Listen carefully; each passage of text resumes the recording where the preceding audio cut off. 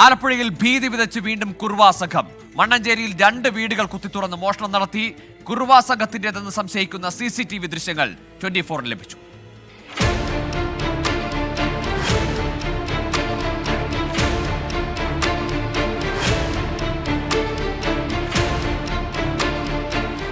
കഴിഞ്ഞ ഒക്ടോബർ 30-നാണ് കുറുവാ സംഘമെന്ന് സംശയിക്കുന്ന മോഷ്ടാക്കളുടെ സാന്നിധ്യം തെളിയിക്കുന്ന CCTV ദൃശ്യങ്ങൾ ആലപ്പുഴ നേതാജി ജംഗ്ഷനിൽ നിന്ന് ലഭിച്ചത്. ഒരു വീടിന്റെ അടുക്കള വാതിൽ കുത്തി തുറന്നെങ്കിലും വിലപിടിപ്പുള്ള ഒന്നും വീട്ടിൽ നിന്ന് നഷ്ടപ്പെട്ടിരുന്നില്ല. പിന്നീട് ഇത് കുറുവാ സംഘമാണെന്ന് മണ്ണഞ്ചേരി പോലീസ് സ്ഥിരീകരിച്ചു. ദിവസങ്ങൾ പിന്നിടുമ്പോഴാണ് വീണ്ടും മണ്ണഞ്ചേരിയിൽ ഇന്ന് പുലർച്ചെ മോഷണ പരമ്പര. 2 മണിയോടെ 11-ാം വാർഡിൽ മാളിയക്കൽ ഇന്ദുവിന്റെ വീടിന്റെ അടുക്കള വാതിൽ മോഷ്ടാക്കൾ കുത്തി തുറന്നു. ഉറങ്ങിക്കിടന്ന അവരുടെ 3 പവൻ മാലയാണ് കഴുത്തിൽ നിന്ന് പൊട്ടിച്ചെടുത്തത്. തൊട്ടടുത്ത വാർഡിലും സമാനമായ രീതിയിൽ തന്നെയാണ് സംഘം മോഷണം നടത്തിയത്. അജയകുമാർ എന്നയാളുടെയും അടുക്കള വാതിൽ തകർത്ത് ഭാര്യ ജയന്തിയുടെ മാല വലിച്ചു പൊട്ടിച്ചു കൊണ്ടുപോയി.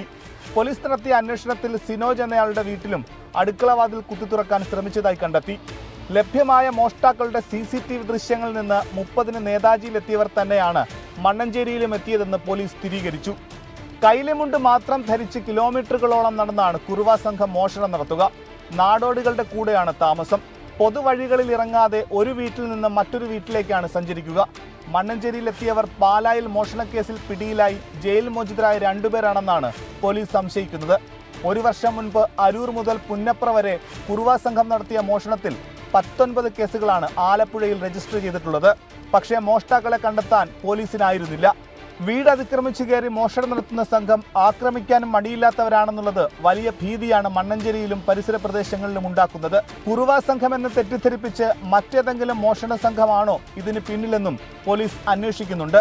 24 ആലപ്പുഴ.